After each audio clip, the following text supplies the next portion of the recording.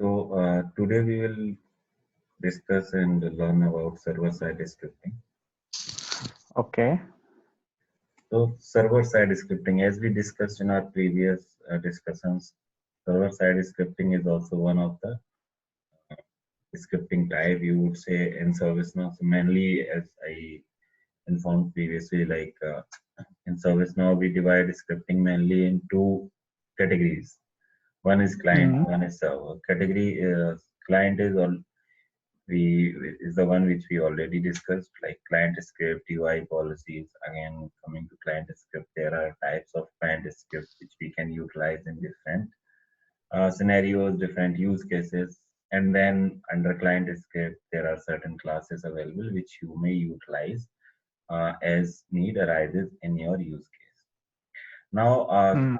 coming to server side API has kind of vast reachability or maybe more things than the client API. It's kind of Okay. huge API, more classes, more flexibility, um, more logics you can write, complex logics you can write more than client side. Okay. Okay. So where we require server side scripting actually. So there are like many server side component available in ServiceNow which we may utilize as need arises in our use case or a business requirement. So few examples are like commonly used example. If I would say business rule is the first thing which you write and most of the time, and Mm. then you also use scripting in while you are designing complex workflows. You also use scripting when you are designing UI actions. Although UI action you can write like server and client side both, but mostly you will see writing the server side scripting in the UI action. Although you can write both sides. Then a script includes is a one important thing where you write like lot of server side scripting. Then email notifications, in that you can use email script where you can use server side scripting classes. Then Yes. event your fix script, your background script. So there are a lot of components available where you use these server side APIs. So all the server Okay. side API and most of their functions are available in all these components. Yeah, you were saying Yeah, something. I'm saying like we cannot use client script in this script include, right? No, And not even in fix script. no. Okay. So client side API only you can write in client scripts or UI policy Policy. or in UI action if required. Okay. Okay. Okay. However, server side scripts has many other places where you can write. Okay. So Okay. fix script, background script only you can run these server side scripts. Mm-hmm. So if we talk about server side script, again similar to client side, there are classes like server client side we studied G underscore user like glide user class, then G underscore Mm-hmm. form glide form class. G glide form class was to get all the fields and put some validations on the form. For that purpose, we use G underscore form class. And to get Right. the information about logged in user in your script and do some validations as per your condition, we use G underscore user class. Now, Mm-hmm. when we come to ServiceNow, we have a Mm-hmm. class called glide record Mm-hmm. and a glide system. So glide record is the main and one of the basic class, which is I like you will be using most of the time. So glide Okay. record is the class where we need to query some data from a particular table. We need to insert some data. When I say data means records stored in that table, or if you want to insert a new record in that table, if you want to delete few data from that table, if we want to like query some data, if we want to Mm-hmm. update some data. So all these actions are performed using glide record class. So Mm. if you are aware of some database level operations, do you have any Mhm. idea about that? Database level operations. Yeah, in database, basically what we can do, we can either create a Yeah, record, create, update. insert, Yeah, delete. Yeah. yeah. So as ServiceNow is also connected to a database only, right? You see Yes. on the browser, you see a screen or basically a client from where you can interact with database. But Yes. ultimately, ServiceNow is a database, right? Right. So you need to perform database operations. Now, Hmm. in SQL, we write SQL queries, right? Hmm. Because database understand these SQL, PL/SQL, right? Right. It doesn't understand other thing. So Correct. to run the SQL, PL/SQL, all those things, ServiceNow has kind of provided you a class which is not actually SQL queries. It's JavaScript query, but converted into the JavaScript. So it's run like SQL only at the database level, but here Hmm. you write it in JavaScript. Okay. Okay. So this particular class is for database operations: read, write, create, and delete. Okay. Hmm. Then glide system is one class which gives you many other functions, like if we need some information about user, so we can use this glide system. If we need to know what is the current time of then we can use this. If we want to put some logs in our code, we can use this class. So this is the one class which you can use for multiple purpose, like getting the user's information. In client side, if you remember, we were using the user information, like getting the user information from g underscore user. Here we have this Yes. glide system. So like if I need to get the logged in users sys id in client side, we were using g underscore form dot get user. However, when you come to client side, still in client side also you may need to get the user ID of logged in user, means sys ID of logged in user. So here we have syntax called like gs dot get user ID. Both return same value, Mm. but one runs on client side, another runs on server side. So here we will have like GS. What will be the syntax? I It mean, will be like gs dot get, it will be small, it is small. So gs dot uh-huh. get user and then ID. It will be like this. Okay. So this is the function name. I mean the method. Yeah, Ac- this is kind of global object of glide system class, this first one. Okay. Okay, and then this is function under that class.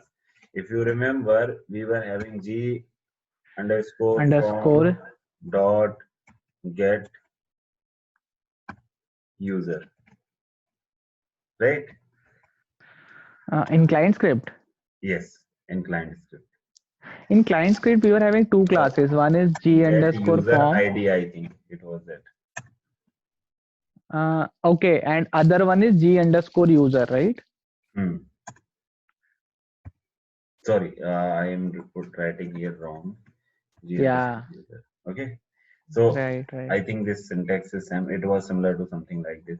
So both are written doing the same thing. It will also return the user's ID, Okay. and this below one also return the same. But difference is this below one runs in the client script and this one runs in the server script. Okay. While we are writing a server side code, let's say a business rule, a script include, a workflow code, then Mm. to get the logged in user's ID, we will be using this function. However, to get the logged in user's ID in the client script, we will use this Okay. Okay. Right. function. So you cannot run And this one in server and you cannot run this one in client. mm, you mean to say that in client script or the Hmm. places where we need to write the server side scripting, right? In For client script, example, you cannot write server side script. yeah. For example, if we are writing in script include, so we Mhm. need to write the second. Oh, sorry, first one. First one, yes. Yeah. Okay. Like if you remember in our previous example, while writing the client script, we need to populate the logged in users like logged in users sysids. name in one of the field like Ah, requested for. So we used this ah, function to get the logged in users id, right? yes, Similar yes. use case, if you get somewhere in the client side, then you will use this function. That is what. So this Correct. basically, this function is part of glide system class, which is mentioned here, and this gs is the global object of this class. Like Okay. for glide user, this class is called glide user, but object for Hmm. this was g underscore user. Okay. Okay. Okay. Similarly, for glide form, we were having g underscore form. Hmm. So these are the global object of these class, which you can directly use to make use of one of the function of these classes. Okay. Okay. Then a few use cases where we can use server-side script or glide record classes and other server-side classes. So to update the record when the database query runs. So what does this mean if I explain it to you? Uh, if you remember previously also we discussed, like if a parent incident is closed, all the child incidents would be closed, right? Hmm. You know the parent-child relationship incident, it exists, right? Yes. So if same type of incidents are occurring, like support teams make one as a parent and rest other as a child, because let's say in one day they receive 100 issues similar to like internet is down. Like if when a company internet goes down, there may be thousands of tickets. Getting my point? Hmm. Because if users are like, every user will face the issue, my internet is not working, and every user will go and create a ticket, right? Right. So like they are duplicate ticket now. For IT Yes. team or service desk, they become duplicate ticket. So Hmm. what, that's why tool allows you to make a parent child relationship, so that you need not to work all on 100 or 1000 tickets. Like closing 1000 ticket in a day, it will be a huge task, right? And that too of same type. Right. So in those scenarios, client wants like, okay, we want a scenario when these kind of situation occurs in our business, like internet is down or any other like big issue happened, which might impact many users, and they will come to system and create the ticket. So we need an Hmm. ability where we can make the parent-child relationship between records. So we will make one of them incident, like which one we receive first or whatever criteria is there as parent, and rest other will we will add them as a child in the related list, Hmm. right? Now once we are done with that, maybe after 2 hours we will be able to fix the internet issue or any other issue. Then we will be closing those tickets, right? Because SLA will be running on incident, SLA is there, right? So Yeah. service desk will be closing those tickets. Now first they have made the parent child relationship for one as parent and rest 999 as child. Child. Now they need to close all. Like one I raised, one you raised, Hmm. one third person also raised. Then what will happen? My ticket also should get closed, right? Yours one also should Hmm. get closed as an individual. I should Hmm. also get a resolution, you should also get a resolution. But now in Hmm. doing that, what will happen? A service desk person may need to go to all 1000 tickets and update the same comments and close that particular incident. Like it will be a huge task, and that is of no meaning. In that time he may close some productive incidents, right? Yes. So client ask, like, I want a functionality once we make parent child relationship between incidents, then as soon as a service desk agent or a support agent closes the parent ticket or resolve the parent ticket, all the child should get resolved. Okay. Okay. So what does Yeah. this mean? Parent is resolved, the child should get resolved. That means actually, that means a state of child incident should set to resolved, right? Right. That means what we are trying to do here, we are trying to update few records. Which are those few records? Those are child of a parent. Yes. Getting my point? Yeah. Yeah. So that's what this point says. Update records fields. So in our scenario which we were discussing, what field we are trying to update? We are trying to update state field Hmm. of child record. For those purpose, we will use business rule, and that is a server side scripting. And in that specifically, we will be using uh, glide record class, because glide Okay. record class is there to make, update, insert, delete query, right? Yeah. That is where you need to understand what you want to do. If anything comes like this happens, now update these related record, this happened, now insert a new record. Always in your mind, first things would come, you need to use glide record class. Okay. Okay. Okay. We cannot Then do it using client script, right? These things because they no, don't client interact with script database. cannot run on database, right?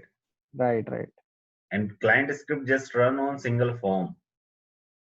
Okay. Okay. Or in our scenario, we need to update 999 other record, and that too just related with what you are saving. They are even not the one which you are saving. Getting my point? So you Yes. will save the parent record. You will set where you will doing our operation, the parent record, and you want Hmm. all the 999 child should get resolved. Hmm. Getting my point? So Yes. to do where you will doing this operation, because all 999 records are in database. Hmm. So you need to run a code at database level. To run the code at database level, you come with server side script, Yes. and only this, what do we say, glide record can do insert, update, delete. You can run glide record class at server side, a client side as well. ServiceNow has provided bit of flexibility, but not all the functions. You may not be able to write complex coded at client side, and that too, even if ServiceNow has provided, in worst case scenario where you need to like use it anyhow, then you can use, and that too not recommended, and it's not best practice. Okay. Okay, so you always server side scripting, even glide record class, try to put it on server side only. Okay. Set field value on related records, similar to like first one only little bit. So here we talk about the Mm-hmm. update records, and then here we talk about any other fields also we can update. Then manage failed log in attempts. So like if something has failed, we may want to update logs, right? So that any someone can come and refer like why it fails, where it fails, all those things. So all those things, updating logs in the system logs, you can do through server side scripts. So the logs which you write in client scripts, does you cannot trace them later, right? Because they doesn't get written somewhere in the log file in the database. They are just for the session when you are doing it, or for the time being when you are like testing it, then they go away. Mm. So the log which you need to refer later as well, you want to put some like, if you remember that day we written alert something, right? That Mm-hmm. doesn't, now I cannot see like I what I have written alert, where it is there somewhere. I just want to refer that, like what alert that time, because that functionality was working that time, now it's not working. I just wanted to refer the logs where it got, so I cannot do that. So for all the logging purpose, it need to come on the server side. Okay. Determine if a user has a specific role. Again, if you want to check the if user have a role, then we can use the gs class, gs dot has role. However, we have Okay. similar on the client as well, but that was using g underscore user class. Mm-hmm. Then to send the email through scripts, we use server side scripting, and specifically in case of event, we use GS glide system class and a function called event queue. So function is gs.eventQueue and it takes 5 parameter, 4 are mandatory, fifth one is optional. You will be seeing that later. Compare to date fields, like if we want to compare, first date should not be like start date should not be greater than uh, sorry, start date should not be less than end date. I'm saying correct sentence. Maybe what I'm trying to say is I'm confused if I'm saying correct sentence. So start date should always be less than grade end date, right? End date Yes, cannot be previous than start, because first correct. start will happen, and so these kind of validation if we want to put on our forms, those Okay. things we can do through server side scripts, So through the date validation, we cannot do it through client, right? you can do it through client as well, but Mm. it is again recommended do it on the server side. So wherever you can write server codes, that's what, try to avoid client side codes as much as possible. Getting my point? Okay, okay. But when you do something like, if you will do this date validation on server side, then it may hamper you bit of client experience, right? Or in which Mm. way it hampers? Like first, client has, there are two fields on the form. One is start, another is end. Mm. Client has came, he filled some date and end date and end start date. At that, Mm. at the time of filling, you didn't told the client like you are filling, you are doing correct wrong thing or something like that. Now, as soon as he tries to save, then you are saying this is wrong. Your form is Okay. not allowed to save. So you have hampered bit of user experience, but on the same time you improve the performance, because client code again impact the performance. Okay, so you mean to say when we are uh, putting this configuration for the comparison of two dates Hmm. while server with business rule, right? So Hmm. in that case, when we are going to submit the form, in that kind of time, he will pop us the message, right? Yes, because the business rule will run only when you will Click on save, save. update, delete any on event of Yeah, when there is not any. even. Yeah, it will allow us to select it before, but it will not give us any error. Yes. However, if you will write it through like validated through client script, you will get real time messages, right? Because those are Uh, event based scripts. So right. on change, that you will, if you will write a on change of start date, that will run as soon as you change something, and whatever Correct. code written inside that will run on the same time. So basically, Yes. user will get real time feedback of what he is filling, but that may Yes. make down the form slow or other things like client side performance. Okay. Okay. Okay, so you will find many things which you can achieve through client and server as well, but recommended is write server side codes as much as possible.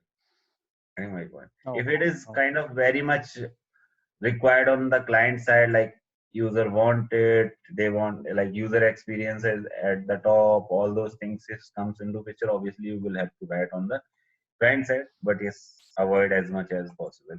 Mm-hmm. Okay. Then log messages, similarly similar to a like log, putting the log messages. Any kind of, here we talk about the failed attempts. Here, any kind of messages, informational messages, you can put in the logs. Then initiate integration calls and API calls to other system. Again, in integration also we use server side scripting only.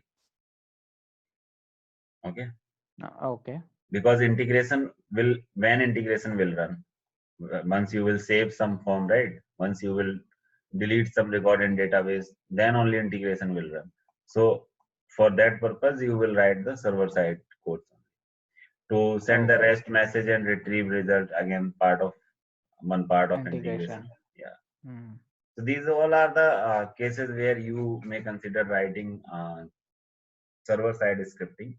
As I discussed, few of them you might be able to achieve through client script as well, but again, recommended is the server side. Now, coming to business rules types. So in ServiceNow,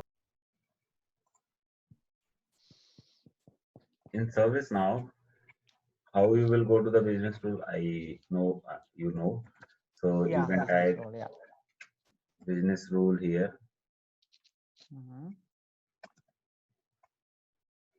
and under system definition, you will find the business rule. Correct.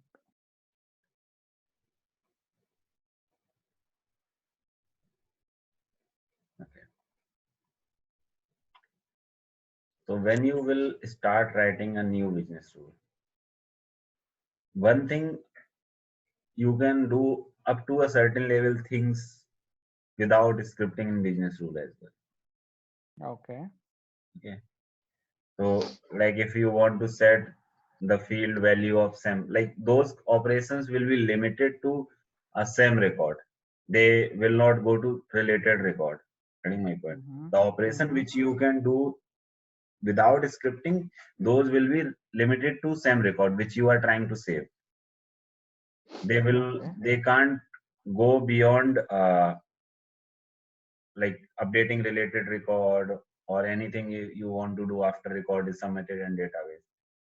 So without scripting, you can do very limited functions. So right, like if I select here,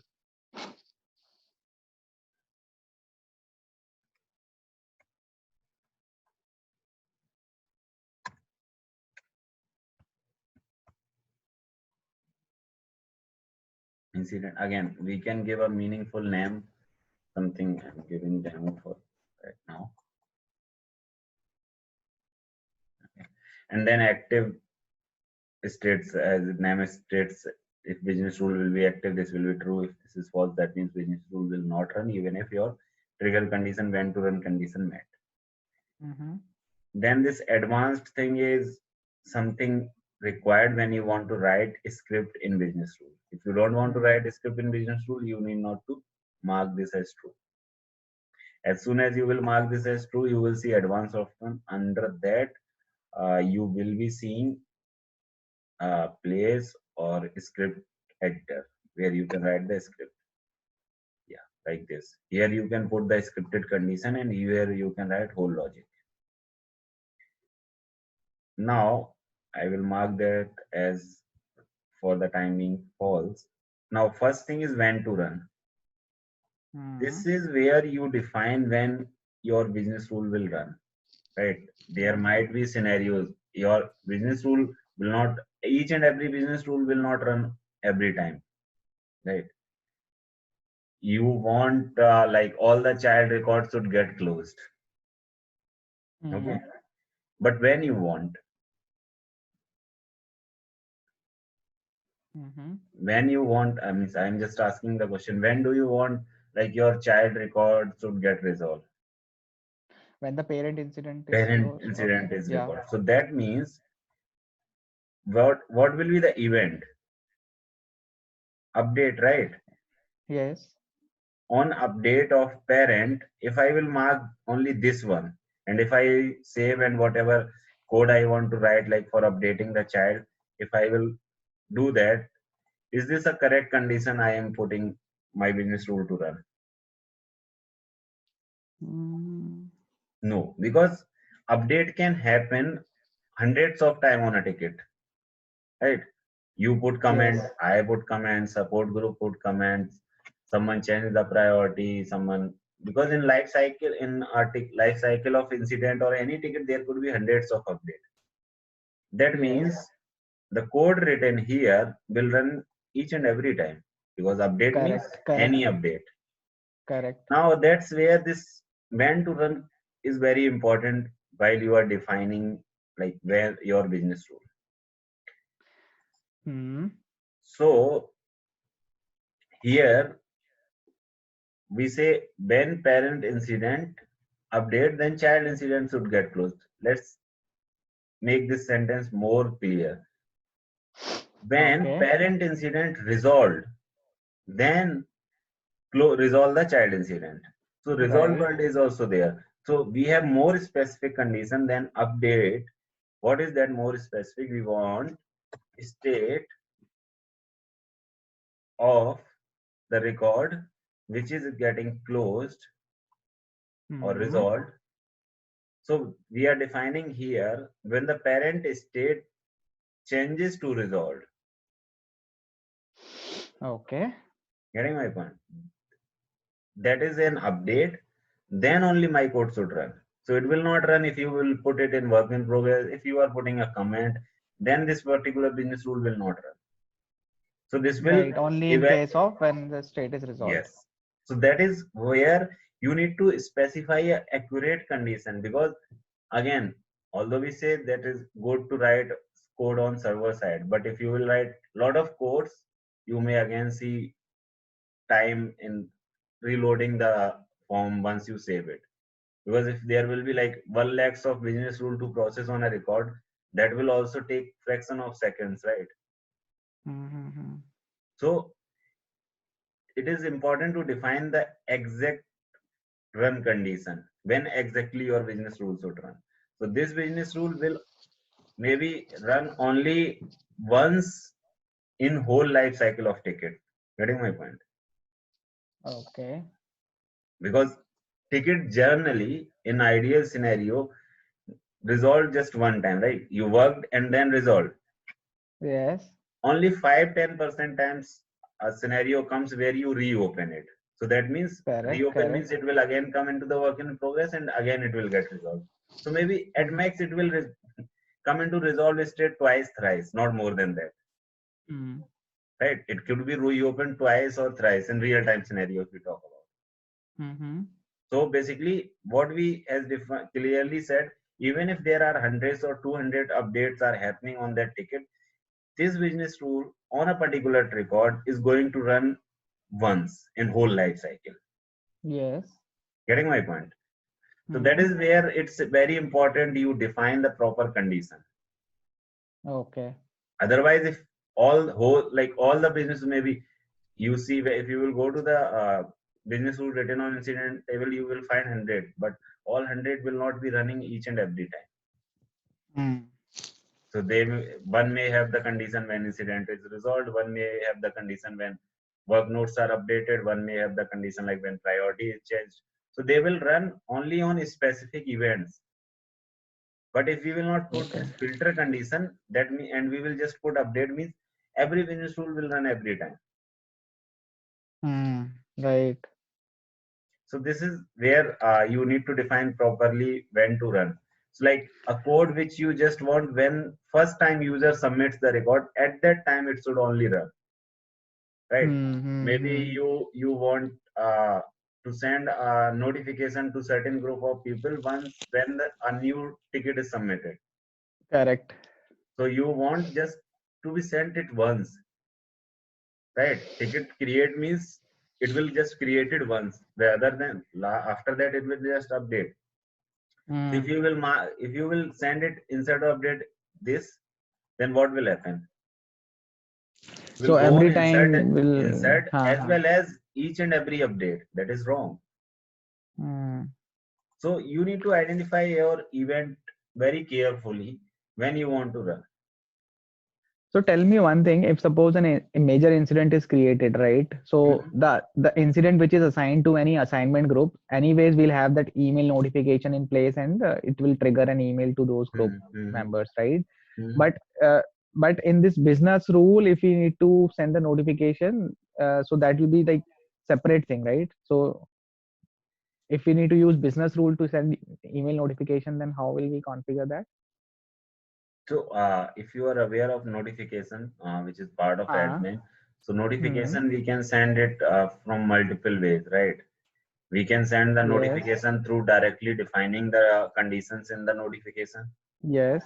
on a particular table, like if I insert a record, new record is inserted or certain condition is met directly. Basically, Mm-hmm. for those we can write there when direct some conditions are met. Hmm. Another way is to send it through workflow, Hmm. and another way is to send it through business rule. Through workflow, we can send it through two ways. One is defining whole notification like content, subject, recipient, everything Hmm. in a activity called notification, I think, exact name. Hmm. Hmm. Another way is to use the event. Okay. Did you heard about sending the notification Yes, through yes. event? Yes, So I heard, but event, I'm not, I don't understand. yeah. No, right. Yeah. So through event, you can also trigger the notification. Like you are not defining the in the notification, like it will go to insert or update. Instead, you are defining like it will go to on when basically event will trigger. So if you will go Okay. to Okay. notifications, Uh-huh. Under email. Okay. so if I come here and if I try to design a new notification and it Mm-hmm. says when to send, Mm-hmm. if I have many multiple option here. If I say record is inserted and updated, then I have option to send it either on update or on insert or on both. Okay. So when a That is record will easy. be Yeah. inserted to in this particular table and a certain condition will met, then this particular notification will trigger. Right. Another trigger type we have when event is fired. That means Mm-hmm. now it will not work based on insert or update. It will work based on this particular event, whatever event you will select here. And this event Mm-hmm. you can register from through event registry. Yes. Once that event will trigger, then only this notification will fire. Okay. So while you are working, you may find many situations where you will not be able to directly use this option, insert and update. Everything you will not find on insert and update. Okay. You may find triggering a notification from workflow when certain things happen, and you will not find a condition so that you can put it directly in the notification and sending this. So Mm-hmm. you may need to write a complex script to trigger the notification. Like after this happened, Okay. this happened, this happened, this happened, then only it should go. But here you cannot write that much of complex script. You have a scripting option, but not may not be able to write that much complex. So maybe where you can write now complex scripts, you can write it in business rule, you can write it in workflow, and once your whole Mm-hmm. script is validated or verified, you can trigger the notification, and that is you can only trigger the notification through event. So for a business rule also, we need to select event here, Event, right? yes, Send. yes. Okay. So basically what will happen, business rule on say insert or update of a particular record, business rule will get trigger, right? When Okay. business rule trigger, when you insert or update, right? Okay. In that business rule, you are writing some code to trigger the notification event. So business Okay. rule will trigger the event, and in turn, this event will trigger the notification. Okay. Okay. So you mean to say we if we need to write a business rule for any insertion or updation, right? Then Not business rule insertion and will. updation, like for the notification.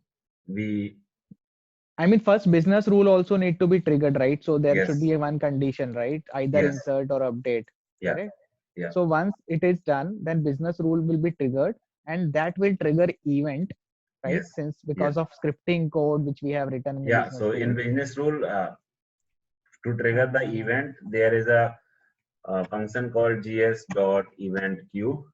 This need to be written in your line, like you write 200 lines of code to build that logic, like if this happen, this happen, this happen, or xyz happen, then this notifications trigger.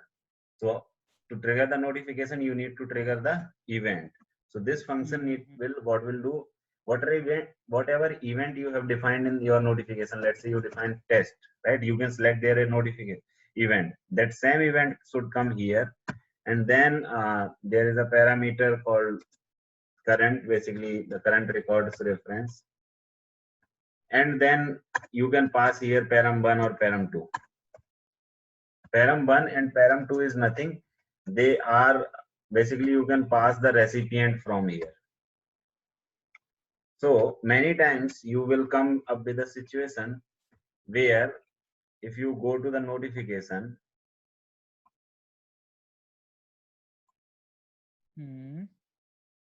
you may not have fixed recipient here. If you will see to whom you Mhm. can send the notification, to Users certain group. users, to an email address, to a group, or a field on the form. But Uh, sometimes you will come up with a situation where you cannot find these things. Like you don't have any fixed user, to that user the notification should go. Even you don't have a fixed basically group to that it should go. Even you don't have a field where you will say like if assignment whatever selected in assignment group of incident to that particular user notification should trigger. You might not have these kind of things. Let's say you want to send a notification to for the outage for the CI owners. okay. Can you find the CI owners? Can you put the recipient in CI like for the CI owner No, here? from here we cannot, right? You We cannot, cannot because the select, CI right? owner is on different table, Uh-huh. and even that too will be dynamic Yeah, because each CI will have its own owner. on. In that case, what you will have to do? You have to do some scripting. So through that, dynamically recipients should get calculated, and to them the notification should send. Okay. Not only like you may not be able to fulfill the business condition through these direct insert and update. Sometimes you may be able to fulfill these condition, but you may will not be able to put recipient directly. Getting my point? So Right. like if for an example outage one, so I want as soon as outage is created or maybe something happened, until if you will put the notification on outage itself, then you will find. Getting my point? But let's say Okay. you need to trigger the notification based on some condition on incident. However, recipient should come from outage record. Getting my point? Like outage on whosoever has subscribed that particular CI, whosoever is the like manager of that particular CI or owned by or support user. So to those notifications should go. In those cases, what you will do, you may need to write a business rule or maybe other trigger point like from workflow. And in that, Hmm. what you will do, you will basically use this gs.event queue function. Okay. And here you can do the complex scripting. And as I said, you can pass these recipient in param1 and param2 of this particular function. gs.event.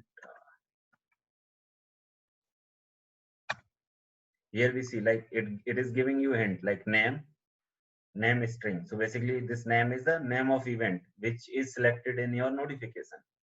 Mm-hmm. Then glide record means reference of record for which you are sending the notification. I will explain this in detail later on as well. Yeah. Then param1 and param2 is something the recipients. You can pass the recipient in these param1 and param2. Or I mean, the you people who are going to receive it. receive it. Like you cannot you cannot pass the recipient fixed in the notification to whom always it should go, where you have dynamic recipient condition like we discussed. In those Yeah. cases, you may get it from like doing a complex scripting like glide record and query that outage and query that recipient, whatever assigned to like owned by is selected in that CI, and pass his email address or sys ID as param1. And in notification, what you need to do when you are passing the recipient through param1 or param2, if you will go to the here, you cannot select obviously, then you have to go to this advanced view. Hmm.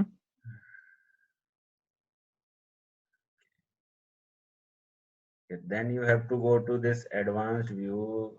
What is now mandatory?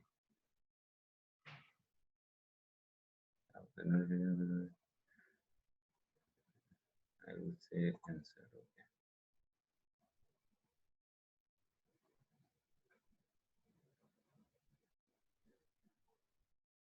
Then once you will go to the advanced view, and under who will receive, you will see where it is param1 param2. It is not configured or what? Oh, sorry, I selected wrong thing. I need to select here when event is fired, because dynamic recipient you can send only in case of event. So Okay. I have to select the valid when to send condition. So once I will select as event, and whatever recipient I will be passing the from the place from where this event is getting triggered. And now if I will go when to receive, here I will see event param 1 content recipient, event param 2 content recipient. So if I am sending my recipient in a param 1, then I need to mark this true. If I am sending it in param 2, then I need to mark this. If I am sending in both, then I need to mark this. Mm-hmm. So now what will happen? Whatever you will send in event param 1 or param 2 through business rule or through workflow or through any place, the notification will automatically going to those people. Okay. Okay. So in this kind of scenario, we may need to use this event param thing. Yeah. Okay. So I think we were on business rule. Yeah, this looks little complicated for now. I think we'll understand it right later. Yeah, so it's not complicated, it's quite simple. Business rule will Okay. so requirement, if you understood, like I want something, if happens something on the incident, like I say on the incident, like I have defined the outage. Okay, now I have a Mm. button on the incident which says trigger outage, Mm-hmm. notification. Like I, as part of planning, I have, as part of not on incident, outage generally comes on change. As part of planning, Change. I have defined all the things and I have created an outage as well. Now, when the day arrive, I have a UI action on the change and which says trigger outage notification, right? Okay. This is trigger outage notification. Now it sets a checkbox. Now trigger outage notification will not be triggered through conditions, right? Because you need to take the recipient from outage. Mm-hmm. Recipient are not on incident. Getting my point? So in those Yeah. cases, you need to trigger the notification through event, and to trigger the event, you need to use gs.event queue. Okay. And the Hmm. classes that you told, like it was glide record and glide system. So Hmm. GS event queue is another class or what? It's part of glide system only. See what I written. GS. GS was glide system, na? So Yes. likewise, we have too many other functions as well. Yeah, so under Oh, GSC, okay. we have lot of function like add error message, add info Mm-hmm. message, get the next day, last day of month, you can get these many things. Like what is the time now, what is the event queue which we were talking about, get the caller ID, get the caller scope, get the session Okay, ID. okay, So it's okay, a kind of okay. huge class which you can use for multiple, like what role user has. Okay, you want Mm-hmm. to put some info, you want to check nil, you want to warn user. So many things are available here. So it provides some of feature related to date, time, year, months, some of the feature related to adding alert message to the user, some of the feature putting log message, some of the feature like one of this is like sending the email through event queue, getting the Mm. user related information. So these are the things which you can get using the glide system class. So and as soon as you type GS, it will give you all the Got it. available functions under this which you may utilize as per your requirement. So Mm. mostly you will be using this add error message, add info message. Then some Mm. of these rarely these month of start of week, month of week, then days ago, and event queue you will be using Yeah. many times. So every time we will be sending notification, we need to use this function, right? Yeah, Event if you queue. are sending it through business rule or any other client like server side script, then Hmm. event queue is the only way to trigger the event. And in Hmm. workflow, obviously you get an activity to trigger the event. Hmm. And then you will use these functions: gs dot get user id, user has role, get username, Hmm. info you will be using. So these are the mostly, I think I counted 10. These are the Hmm. 9-10 Important function which ones. will be using you mostly, and they will be kind of your day-to-day requirement. Oh, okay. Okay. Rest all you might use rarely. Okay, fine. That will be Okay, good. rest all maybe even if you will learn today, you will forget when you will be using. It's just like sometimes That is this good. scenario might come. So Yeah. then what you will do that time? Go to developer website and read about it. Mm-hmm. Yeah, From yeah. there you can Mm. get all the things like what is the syntax, how to use it. Maybe you will some Right. 70 to 80% functions you will find with the example with the code snippet, so you can easily understand. Mm-hmm. Okay, now we were discussing about when to run. So insert update basically what event is happening, on which event you want to run your code, you can select appropriately, and then on the same time you can put your proper condition. Now we Mm-hmm. need to talk about these types. Yeah. Okay, so insert update is one of the part, condition is another part, and Mm-hmm. another part of when to run is this when. Mm-hmm. So we discussed this. Now coming to this part. Now you Okay. send, okay, run my code on update. But let's say we are in a situation where what I need to do, I want when a record is updated, if someone change the priority, so what I just want to do, I want to put priority and username in concatenation on the work notes of that particular incident. Okay.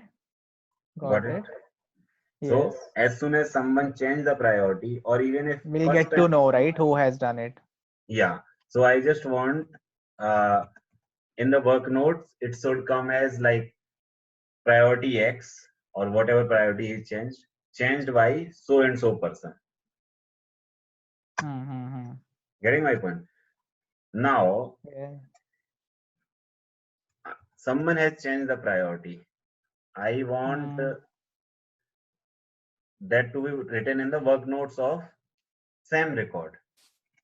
Mm. If I have changed the priority of incident number 1234, I want Mm. the comments of incident number 1234 should updated with like priority has been changed by जो भी log whomsoever is the logged in person. Okay. So that means we are just trying to update the same record, the work notes of same record, Same record. Yeah. Right. same record only, right? We are changing the priority of record 12345, ticket number 12345, and once someone changes the priority, we wanted to update the comment of ticket number 12345. That means update is happening on the same record. Like what is the update? Priority change, and we just wanted to put comments on the same record. So where you Okay. find your this kind of scenario, like you update is happening on the same record, and then you need to do something on the same record. But tell me one thing, when Hmm. someone change the priority, right? Hmm. And so and he clicks on update or save, Hmm. then only this will applicable, right? This Yes. work notes will be Yes. updated, not instantly. Otherwise, that will be client script, Yes. right? So that can we achieve it through client script? I mean, if suppose someone changes. See, generally we write it for business rule because we want Mhm. first reason I would tell is uh, who the person who updated, he knows I have updated. Right. Getting my point? Why we the purpose of writing that sentence? Someone if comes to that ticket, someone else, maybe that person's manager or assigned to or whosoever, he need to see That like who who has updated, updated. right? Okay. So if we talk in the real time, once the another person will be able to see, Mm. once the record will be some saved by the person who is changing, Got it. got it? Then we don't want to let the person like know who changed it because he knows I have changed it. That Okay. means Okay. we can save a client script Hmm. because the person another person will only be seeing once the person will save it. Because even if we will do it through client script, and on the same time, if another person will be opening the record, he will not be able to see the change which he has made, because record is yet not saved. So anyhow, the change to be visible to another person, record need to be saved. So why not to put it on server side? Okay. Okay, although we can do it client side as well, like we can write the on change script, and we will put the value in update comments, but that too will get updated once when you save only. The value will get there, value will be displayed in the work notes section, but at the database level, so that someone else can see, will only get saved once that person will save that record. So if you observe this use case, this doesn't make sense if we will put the that comment on the same session before user is updating, because what we are trying to do, we are trying to make the same person aware who is changing, because if he is changing, he already knows. Yeah, right. So this use case we will write business rule only. Now coming to business rule, we need to define which type of business rule we need to run and when it should run. Yes. So thumb rule for before business rule, when you need to do an update on the same record, use before business rule. Okay. Here in this use case, we are trying to update the same record, right? Yes. So here we will write the business rule. Okay. So did you get the before business rule? Yeah. If we are updating the same record, then we'll use this before condition. And what could be the scenarios where we need to update the same record? Like one of the example I have given, you may find another value will be working on projects. Yeah. Right? So this will not be applicable in case of other example that you have given, parent to child closure, right? That is something happening in different records. Different record, yes. So for that purpose, what we will do? After or some other, wherever you need to update the related record of a particular record. Let's say update now, the previous one we were discussed a lot, resolving parent will resolve the child. That means update is not happening same record. Parent is another record where you are resolving manually, like through browser you are saving it. However, you want for 999 childs, which we were discussing, it should happen automatically. That means we want to update different 999 records. Right. So that always after. Not always after, I would say. Let's come to next one. Then it sometimes become a kind of difficult decision whether to go for after or async. People blindly write after, but here it impacts the performance. So it's difficult. So which one is frequently used? Before and after you will see frequently used. Oh, okay. Async is kind of again similar to after only. The difference is it doesn't execute immediately after the record is committed in the database. Achha. So now coming more to each, we will come from first. So before business rule, we write when we need to update the same record. This is the decision. Now how before business rule runs and when before business rule runs. Before business rule runs as soon as you click save through browser and before the record is committed in the database. So is it just like similar to on submit client script? No, even it runs after on submit. The control is gone from user send. And now once control is gone from user send, what will happen? Whatever user has put on the form through browser, that will get committed in the database. Yes. Right? Because if user want to open the same record again, it should get saved somewhere. And where it will save? It will get saved in database. So once user filled the form and it pressed submit, now user cannot make any change until it is committed in the database. So once user has lost the control, Now it's about to commit in the database, whatever user has provided. Before that, before business rule runs, like it's not yet committed in the database. Okay, so on submit was different, right? On submit On is submit just is in terms at of the client time of script. submit. Yeah. At the time of submit, because I was also thinking the same thing. Control has gone, but not committed on database. That is the purpose of on submit. Yeah. So like why we do that? Hmm. If you remember our example, you wanted to update the same record, right? Yes.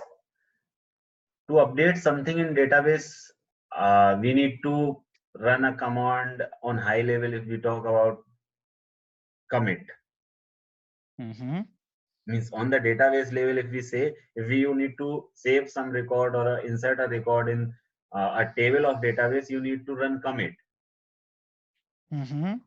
So let's say once user has saved, okay, he has changed the priority and he clicked save. That means what he clicked, by default, system will try to do a commit because user has given the command, right? User has already given the command through browser. Now whatever I have made the changes, what he changed the priority, now commit in the database, commit it in the database. Now through automation, you also want to make one change which user didn't make, you want it through, make it through automation.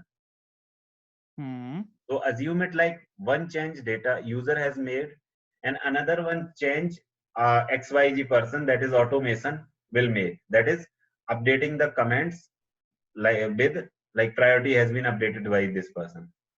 So there are two changes, right, which need to now commit in database. One user has made, another one through automation. You can assume it like a person. That person also want to make the change. That is, he wanted to update the comment because user has updated the priority.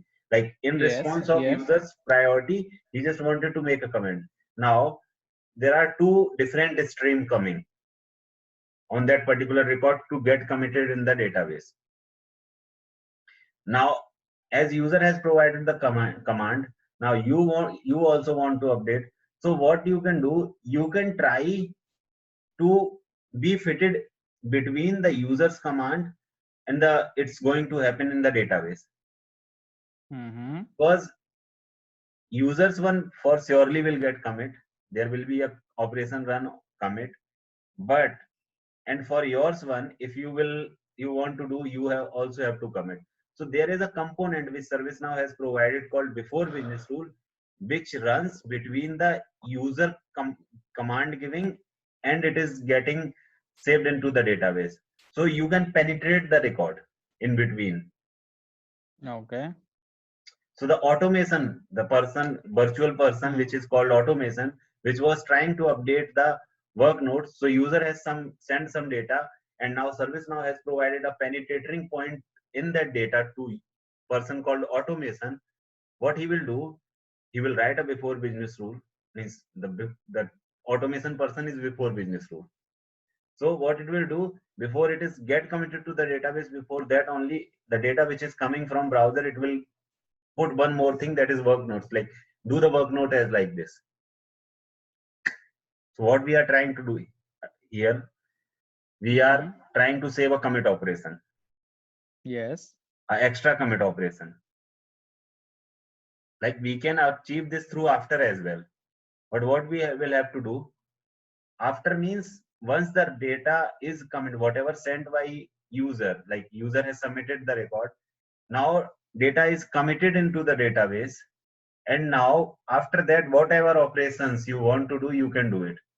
So if you will write the same thing in the after business rule, because it runs after the database, means one commit also happened already. Now if you want to update something else in that record through other logic, that means you have to again do a commit. So that's why the related record we always try to update through before business rule, because there we save one commit to the database. Because transaction not only at the browser level, it also matters at the database level. So to update the same records, we always prefer before business rule, because it saves one commit operation, because we just wanted to update the same record. Why to do an extra commit? Yeah. So we basically, you can understand it like that. There is a way between, maybe let me take whiteboard. Did you get it, or still you have the confusion? I got it.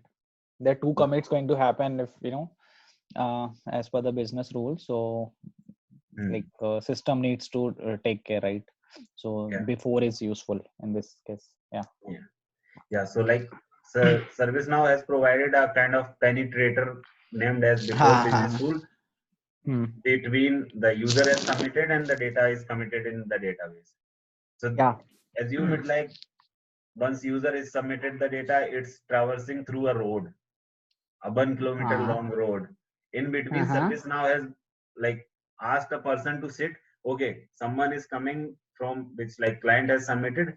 You need to add this thing as well before it is going reach to the milestone which is called database.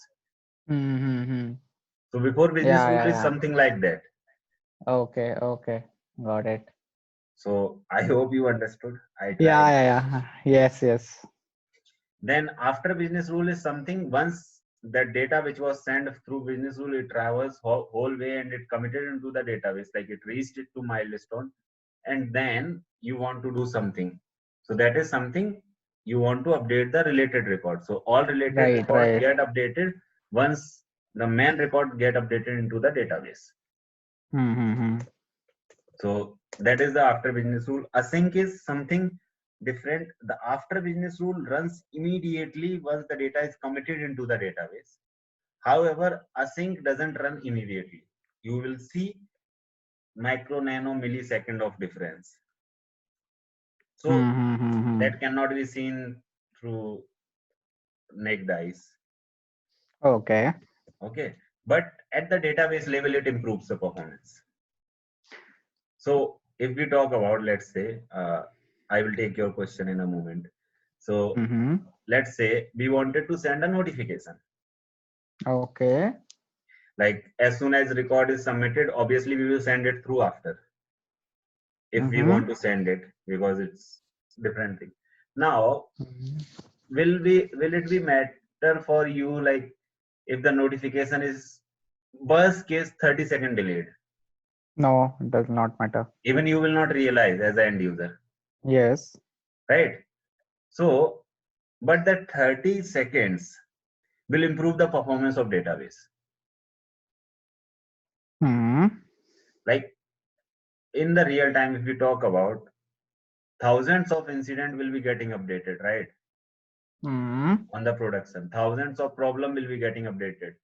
Like if an organization has onboarded 1 lakhs of user in their ServiceNow instance, so at least on the same time, 5,000 user will be logged in active at each point of time, right? Yes. So those 5,000 users will be doing something.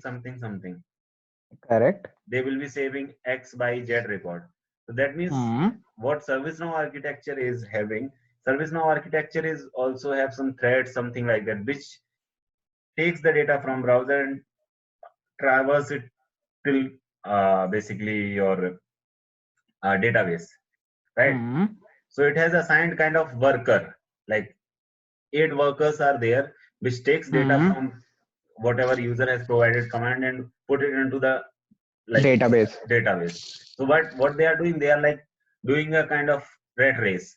They are picking the data, sending it to database, again come back, pick the data, send it. So they are busy in doing that, right? Correct. So there are, let's say, 5,000 things. So there might be a situation where all are busy. Yes. So there is no one to send that your data at a moment to the browser. So what your browser may hang, many things can happen. Right?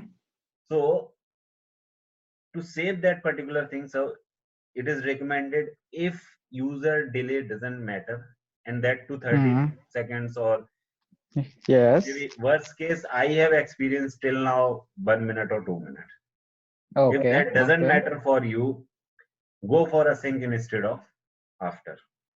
Because so we should always go for async. Not always. It's Hmm. sometimes like most of the immediately you want to see the parents records should get updated, because if someone is also Okay, checking the okay. parent, then obviously you will go. Like in case of integrations, recommended to write with async Hmm. Or notifications as well, right? notifications.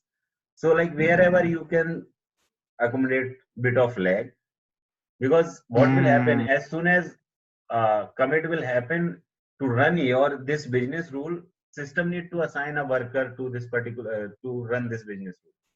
Yes, yes.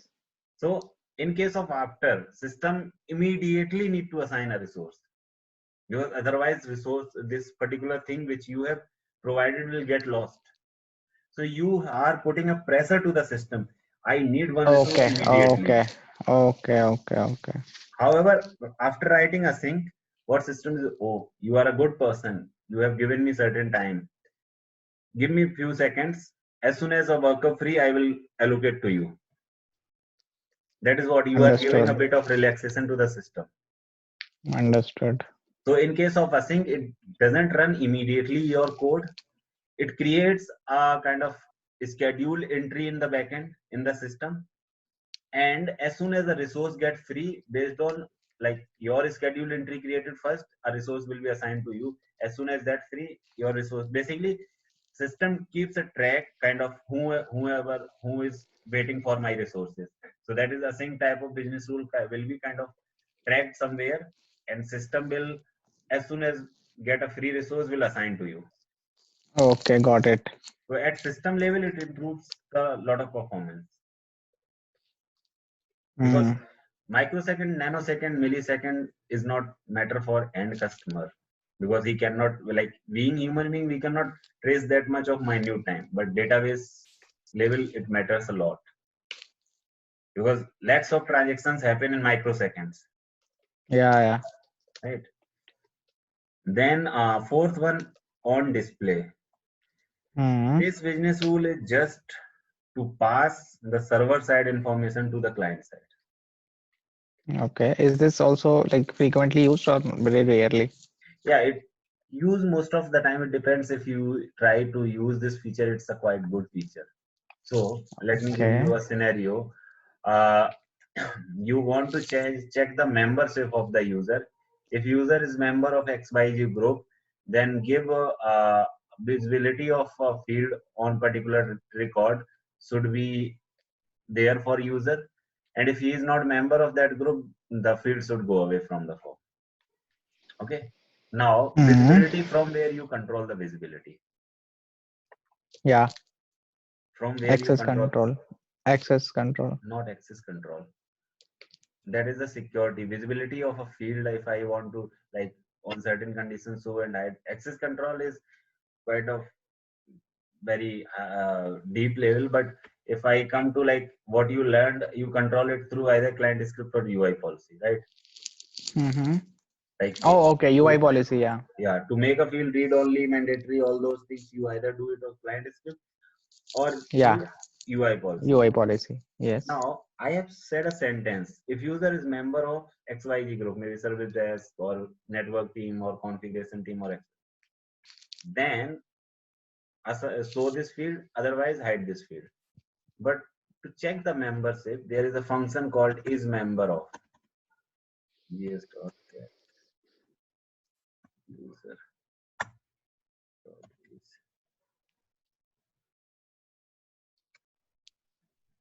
Member. Okay. So to Mm-hmm. check the membership of a user, whether that particular user, like logged in user, is member of this group, or any particular user is member of this group or not, you can do it through this group, this function. Like I in if service through ServiceNow structure, like a person can be member of a group or one or many, like that, right? So I want, Mm-hmm. if you are member of service desk, then only XYZ's field available on incident should be visible to you. Otherwise, it should not. So for that, I need to first check the membership in my client script. Like I need to do like if logged in user is member of, but to check the member of, I need this function. this is the function which tells me whether you are a member of this group or not. So like here I can pass the name of group. So this function will now, let's say this test is a group. Now this function will return me true if I am member of this test group. If I am not member of this group, it will return me false. So now in client script, I can put my condition like if this is equal to true, because it will either return me true or false. So I can put it like this: if this equal to true. We can store this boolean in a variable also, right? I mean, var Yeah, you something. can store that one as well. So both Yeah, way yeah, are yeah, correct. yeah. Correct, So correct. if it is saying like if this function is returning equal to true, then like so field. Hmm. Else hide field. Okay. Okay. Now, if you see here, from where you can do so hide, Hmm. you can do it like so or hide through client side, right? Hmm. This Yes. particular thing you need to write in client side. Like here you will Okay. write g underscore form, right? G Yes, underscore yes, yes. form. So can we write here also No, that client therefore, script? No, no, na? Yeah, no. yeah. This class, did you see any written? Because this class is not Ah, made no, for no, client no. script, business rule. Okay. But Yeah, yeah. do you, this class, you can only write in business rule or Okay. any client server side code. Now Hmm. you are in a dilemma. Like some code you can write in business rule, but Correct. some in client script.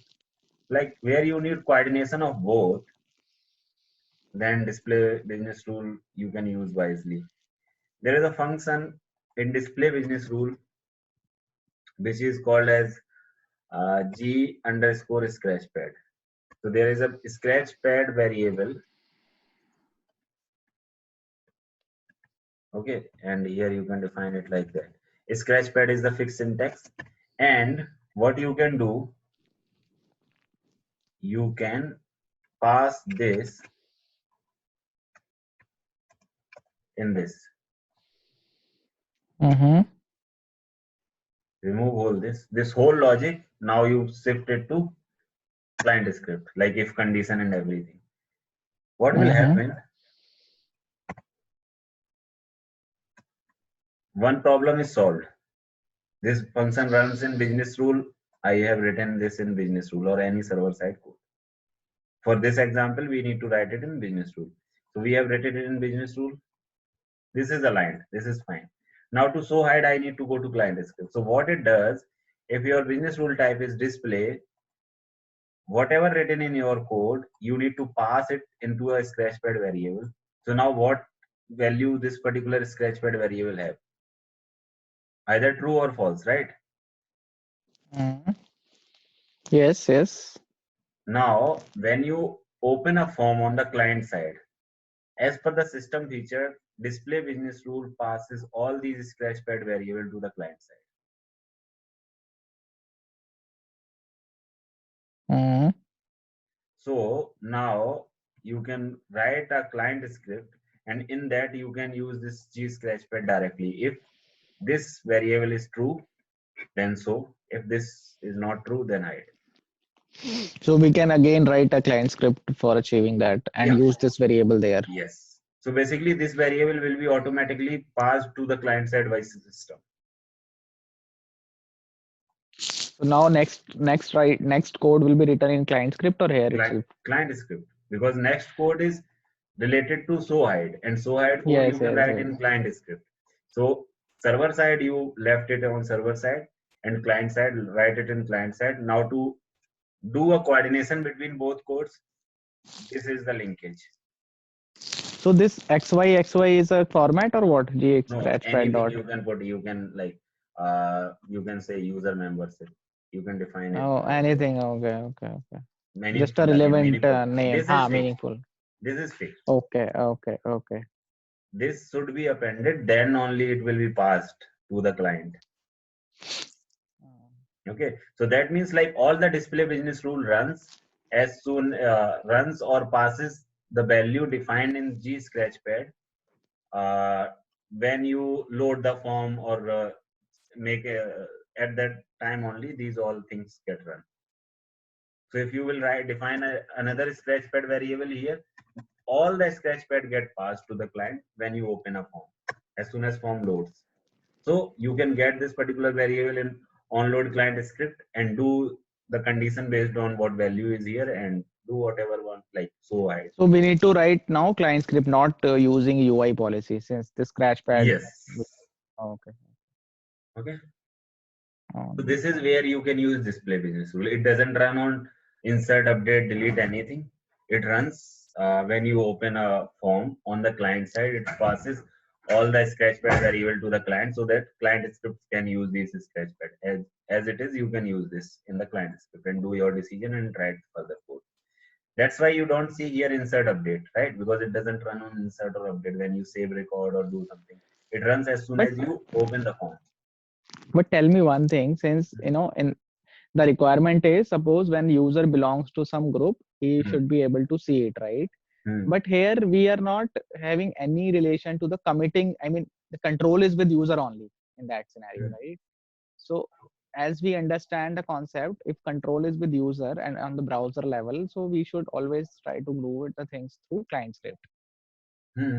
right? But again, here we see that we have not clicked or save, right, on So save or that's what I something. said. This is the one type of business rule which doesn't run on insert, update, or save. Here, do you see these Mm, options? mm. This runs on when you open a form on the browser. Like if you have written an incident, this on incident. Once you will open a incident, at the same time it will run, and whatever Scratchpad will be defined here, they will be passed to the client scripts. So that if the So it's client similar script to onload. kind of you can say. Yeah.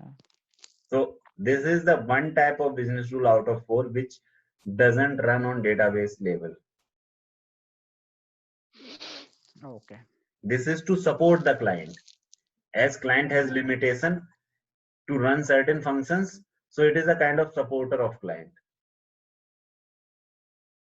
So it can pass certain things from here to client so that client can do its work seamlessly. Because these functions like this glide script system class is server side class, so client cannot use this class. But this particular like business rules can use this class, and this particular type of business rule can pass the values to the client. Okay, fine. Okay. Yeah, I think Yeah. we will continue further in next session. Yes, yes, yes. Okay. All right then. You Okay. can share.